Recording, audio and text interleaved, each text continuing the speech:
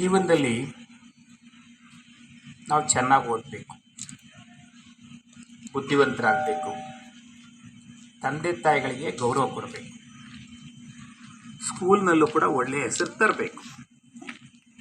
ತರಬೇಕು ಅಂದರೆ ಓದೋದಕ್ಕೆ ಯಾರು ಕಾರಣ? ಹೊರಗಿನವ್ರು ಯಾರು ಕಾರಣ ಅಲ್ಲ, ಪುಸ್ತಕ ಕಾರಣ ಅಲ್ಲ, ಯೂನಿಫಾರ್ಮ್ ಕಾರಣ ಅಲ್ಲ.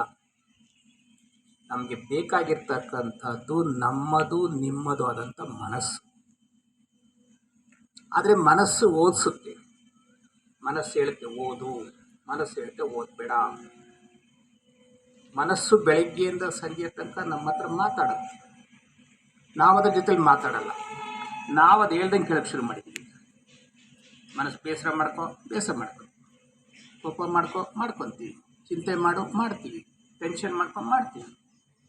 ಆ ರಿಸಲ್ಟ್ ಏನಾಗುತ್ತೆ ಅಂತಂದರೆ, ಮೊದಲನೇ ನಿಯಮ ಏನಪ್ಪ ಅಂದರೆ, ಬಹಳ ಜನಕ್ಕೆ 99 ಜನಕ್ಕೆ ಚಿಕ್ಕ ಮಕ್ಕಳಿಂದ ಮುದುಕರ ತನಕ ಮಲಗ್ತಿದ್ದಂಗೆ ನಿದ್ರೆ ಬರಲ್ಲ. ಇದು ಮೊದಲನೇ ಸಮಸ್ಯೆ. ಎರಡನೇ ಸಮಸ್ಯೆ ಯಾವುದಪ್ಪ ಅಂದರೆ